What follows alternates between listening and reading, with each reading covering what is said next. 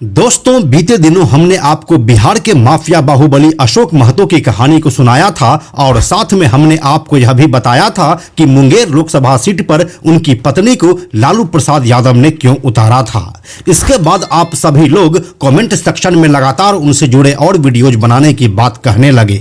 इसलिए आज की कहानी भी अशोक महतो से ही जुड़ी हुई है और ये कहानी है अपसढ़ नरसंहार की, जो अपराध की दुनिया में अशोक महतो का सबसे बड़ा हस्ताक्षर माना जाता है।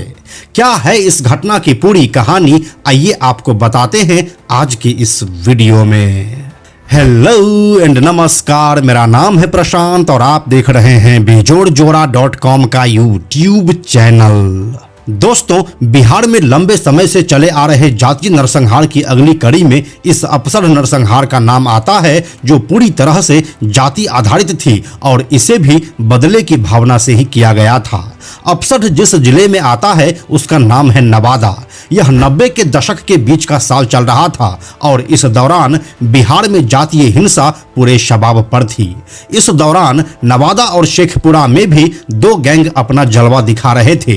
पहला था अशोक महतो का गैंग और दूसरा अखिलेश सिंह का गैंग। जहां अशोक महतो कुर्मी जाति को लीड कर रहे थे, वहीं अखिलेश सिंह भूमिहारों के मसीहा बने हुए थे।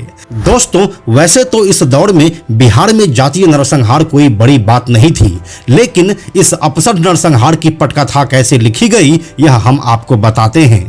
तारीख 1 जून 2000। इस दिन अपसढ़ गांव के भूमिहारों की सेना अखिलेश सिंह के नेतृत्व में बगल के गांव राजू बिघा में एक नरसंहार को अंजाम देते हैं। इसमें पिछड़ी जाति के 8 लोगों को मारा जाता है, जिसमें 3 कुर्मी और 5 यादव होते हैं। और इस नरसंहार की पृष्ठभूमि बनता है बिहार में साल 2000 का विधानसभा चुनाव, जो फरवरी महीने में हुआ था। इस नरसंहार के बाद लालू यादव इस गांव में आते हैं और पीड़ित परिवार से मिलते हैं और फिर उनसे वही नेताओं वाले वादे भी किए जाते हैं। इस साल चुनाव को लेकर इस क्षेत्र में जातिवाद वाला मामला पहले से ही गर्म चल रहा था, क्योंकि एक तरफ मैदान में अखिलेश सिंह की पत्नी अरुणा देवी थी, वहीं दूसरी तरफ अशोक महतो द्वारा समर्थित कैंडिडेट। इस समय के बिहार में कोई भी चुनाव बिना हिंसा के तो होता नहीं था। ऐसे में इस चुनाव में भी ऐसा ही कुछ हुआ। एक तरफ अखिलेश सिंह थे तो दूसरी तरफ अशोक महतो। फाइनली चुनाव खत्म होता है और अखिलेश सिंह की पत्नी अरुणा देवी इसमें जीत हासिल करती है। ऐसा कहा जाता है कि यहीं से अखिलेश सिंह को यह लग जाता है कि अब तो उसके पास पावर आ चुका है और इसी के नशे में वह 8 लोगों को मार देता है। इस मारे गए 8 लोगों में 3 कुर्मी और 5 यादव होते हैं और यह बात कुर्मियों की सेना को लीड कर रहे अशोक महतो को बर्दाश्त नहीं होता है। फिर आती है 12 जून 2000 की वो रात। इस रात को अशोक महतो के लोग इस गांव में करीब 50 की संख्या में पैरामिलिट्री यूनिफॉर्म में आते हैं। इस बात का अंदेशा गांव के कुछ लोगों को हो जाता है, लेकिन उन्हें लगता है कि पुलिस वाले पेट्रोलिंग कर रहे हैं, क्योंकि इस गांव में पिछले 10 दिनों से टेंशन बढ़ी हुई थी। इसीलिए इलाके में पुलिस वाले भी पेट्रोलिंग कर रहे थे। लेकिन असल में ये तो अशोक महतो के लड़के थे, जो उन 3 कुर्मी का बदला लेने के लिए आए थे।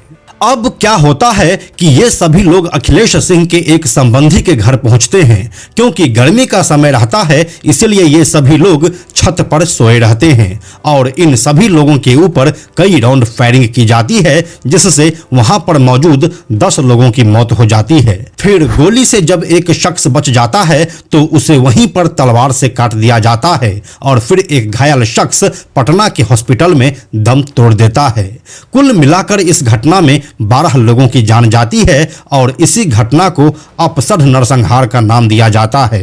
ऐसा कहा जाता है कि इस घटना को अंजाम देने में इलाके के डीएसपी पी.के. मंडल, जो कि खुद पिछड़ी जाति से आते हैं, उन्होंने अशोक महतो की मदद की थी और इस घटना को अशोक महतो के आपराधिक जीवन का सबसे बड़ा कांड माना जाता है। अब इस कांड के बाद क्या होता है कि रणवीर सेना के चीफ ब्रह्मेश्वर मुखिया अखिलेश सिंह के घर आते हैं और उन्हें बताते हैं कि भले ही यह कारनामा अशोक महतो ने किया है, लेकिन हमारा असली दुश्मन वो नहीं बल्कि यादव है। एक्चुअली ब्रह्मेश्वर मुखिया ने अखिलेश सिंह को यह बात समता पार्टी के संदर्भ में कही थी।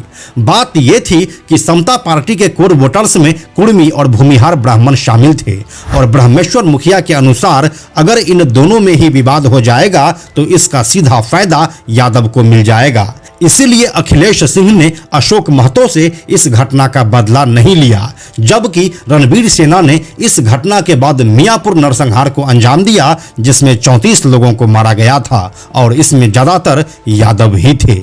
खुले तौर पर यह भी बात कही गई कि जहां जहां लोअर कास्ट के लोगों का नरसंहार होता है वहां पर लालू प्रसाद यादव या राबड़ी देवी पहुंच जाती हैं, जबकि अपर कास्ट के नरसंहार में वे नहीं जाते हैं। और तो और यहां तक कि यह भी कहा गया कि इन अपर कास्ट के नरसंहार के पीछे लालू यादव का ही हाथ रहता है, क्योंकि वो लालू यादव ही थे जिसने भूरा बाल साफ करो का नारा दिया था।